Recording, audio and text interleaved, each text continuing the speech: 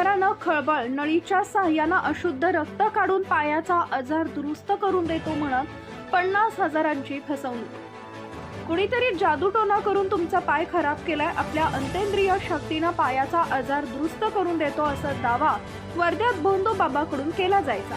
हा दावा करणाऱ्या भोंदू बाबानं वर्ध्यातील एका व्यक्तीची तब्बल 50,000 रुपयांनी फसवणूक केल्याची घटना समोर आली आहे।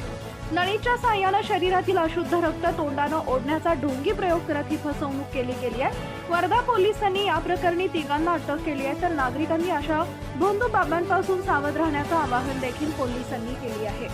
याबाबत अधिक माहिती अशी की वर्ध्याच्या सुदामपुरी येथील 65 वर्षीय प्रकाश शिंदे नामक व्यक्तीला 2 वर्षापासून उजव्या पायाच्या गुडघ्याचा त्रास असल्यानं सेवाग्राम, नागपूर, यवतमाळ इथं त्यांनी उपचार केले, पण आराम मिळाला नाही। दरम्यान घराजवळ आलेल्या अनोळखी इस्मानं तुमच्या पायाची गुडघेदुखी आपल्याला तपस्या करून मिळालेल्या अंतेंद्रिय शक्तीनं बरे करून देतो असा दावा केला। उपचार करण्यास नकार दिल्यावर देखील तो इसम घरात आला आणि त्यानं उपचार सुरू केला। पाणी, मंत्राचा कागद, प्लास्टिक नळी यातून त्यानं उपचार सुरू केले।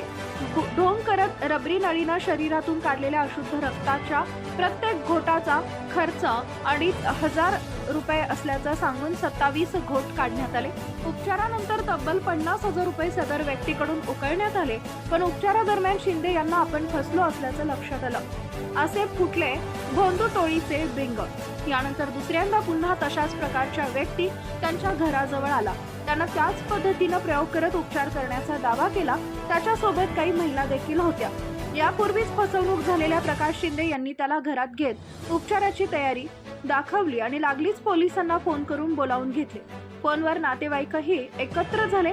पोलिसांनी जमलेल्या नातेवाईकांपुढे त्या अंतेंद्रिय शक्ती असणाऱ्या भोंदू टोळीचं बिंग फुटलं। पूर्वी 50,000 रुपये घेऊन पसार झालेल्या भोंदूला देखील पोलिसांनी ताब्यात घेतले असून त्यांच्याकडून विदेशी चलनाच्या काही नोटा, बनावट औषधी, वेगवेगळ्या तारखांचे आधार कार्ड जप्त करण्यात आले आहेत। सलाउद्दीन अब्दुल हाफिज, अजनीन अब्दुल हाफिज दोघेही राहणार बुंदी राजस्थान, सायरा बानो शरीफ राहणार बुंदी राजस्थान यांना पोलिसांनी ताब्यात घेतलाय। तसेच इतर अनोळखी व्यक्ती विरोधातही गुन्हा दाखल करण्यात आलाय। जनता टाइम, जटा टीव्ही चॅनलसाठी बंडू कोसुरकर, जिल्हा प्रतिनिधी, Wardha. Subscribe now and press the bell icon.